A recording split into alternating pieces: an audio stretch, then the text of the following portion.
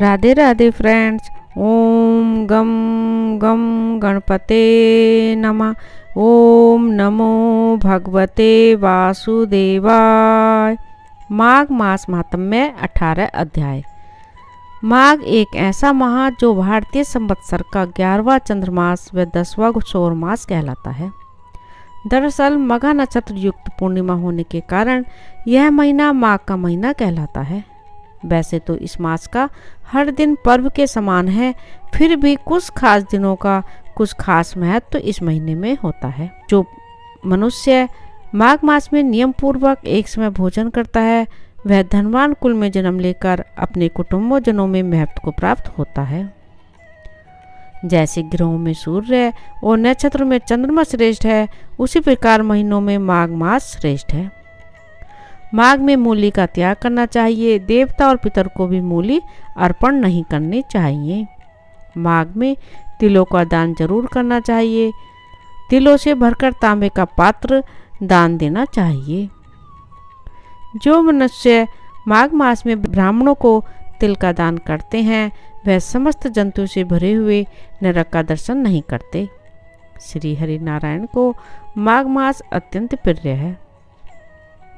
यह मास प्रातः स्नान, कल्पवास, पूजा, जप, तप, अनुष्ठान, भगवत भक्ति, साधु संतों की कृपा प्राप्त करने का उत्तम मास है। माघ मास की विशिष्टता को वर्णन करते हुए महामुनि वशिष्ठ जी ने कहा है कि जिस प्रकार चंद्रमा को देखकर कमलिनी तथा सूर्य को देखकर कमल प्रस्फुटित और पल्लवित होते हैं, उसी प्रकार माघ मास में साधु संतों महर्षियों के सानिध्य से मानव बुद्धि पुष्पित, पल्लवित और प्रफुल्लित होती है, अर्थात प्राणी को आत्मज्ञान की प्राप्ति होती है। माघ मास महात्म्य 18वां अध्याय। श्री वशिष्ठ ऋषि कहने लगे कि हे राजन, मैंने दत्तात्रेय जी द्वारा कहा माघ मास महात्म्य कहा। अब माघ मास के स्नान का फल सुनो। हे परम तप, माघ स्नान सब यज्ञों, व्रतों का और तपों का फल देने वाला है। माघ मास में स्नान करने वाले स्वयं तो स्वर्ग में जाते ही हैं, उनके माता और पिता दोनों के कुलों को भी स्वर्ग प्राप्त होता है। जो माघ मास में सूर्योदय के समय नदी आदि स्नान करते हैं, उसके माता पिता के 7 कुलों की पीढ़ी स्वर्ग को प्राप्त होती है। माघ मास में स्नान करने वाले दुराचारी और कुकर्मी मनुष्य भी पापों से मुक्त हो जाते हैं। और इस मास में हरि का पूजन करने वाले पाप समुदाय सुख से छूटकर भगवान के सदृश शरीर वाले हो जाते हैं। यदि कोई आलस से भी माघ में स्नान करता है, उसके भी सब पाप नष्ट हो जाते हैं। जैसे गंधर्व कन्याएं राजा के श्राप से भयंकर कल को भोगती हुई लोमस ऋषि के वचन से माघ में स्नान करने से पापों से छूट गईं। यह वार्ता सुनकर राजा दिलीप विनय से पूछने लगे कि गुरुदेव, ये कन्याएं किसकी थीं? उनको कब और कैसे श्राप मिला? उनके नाम क्या थे? ऋषि के वाक्य से कैसे श्राप मुक्त हुई और उन्होंने कहाँ पर स्नान किया? आप विस्तार पूर्वक सब कथा कहिए। वशिष्ठ जी कहने लगे, हे राजा, जैसे अग्नि से स्वयं अग्नि उत्पन्न होती है, वैसे ही यह कथा धर्म और संतान उत्पन्न करती हैं। हे राजन, सुख संगीत नामक गंधर्व की कन्या का नाम विमोहिनी था।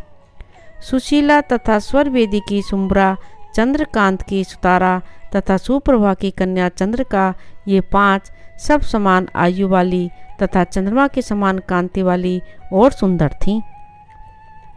जैसे रात्रि को चंद्रमा शोभायमान होता है, वैसे ही पुष्प की कलियों के समान खिली हुई यह अप्सराएं थीं। ऊंचे पयोधर वाली पद्मिनी वैशाख मास की कामिनी, यौवन दिखाती हुई नवीन पत्तों वाली लता के सदृश, गोरे रंग, सोने के सदृश चमकती हुई और सोने के अलंकारों से सुशोभित, सुंदर वस्त्र धारण किए हुए, अनेक प्रकार के गाने और वीणा अथवा बांसुरी तथा दूसरे बाजे बजाने में प्रवीण और ताल, स्वर तथा नृत्य कला में निपुण थीं। इस प्रकार वे कन्याएं क्रीड़ा करती हुई कुबेर के स्थान में विचरती थीं। एक समय कौतुकवश माघ मास में एक वन से दूसरे वन में विचरती हुई मंदिर के पुष्प तोड़कर सरोवर पर गौरी पूजा के लिए गईं। स्वच्छ जल के सरोवर में स्नान करके वस्त्र धारण कर मौन हो, बालू मिट्टी की गोरी बनाकर चंदन, कपूर, कुमकुम और सुंदर कमलों से उपचार सहित पूजन करके ये पांचों कन्याएं ताल नृत्य करने लगीं। फिर ऊंचे गांधार स्वर में सुंदर गीत गाने लगीं। जब ये कन्याएं नाचने और गाने में लीन थीं तो उस समय अच्छोत नामक उत्तम तीर्थ में वेदनिधि नाम के मुनि के पुत्र अग्निप ऋषि स्नान को गए। वह युवा ऋषि सुंदर मुख, कमल सदृश नयन, विशाल छाती, सुंदर भुजाओं वाला दूसरे कामदेव के समान था।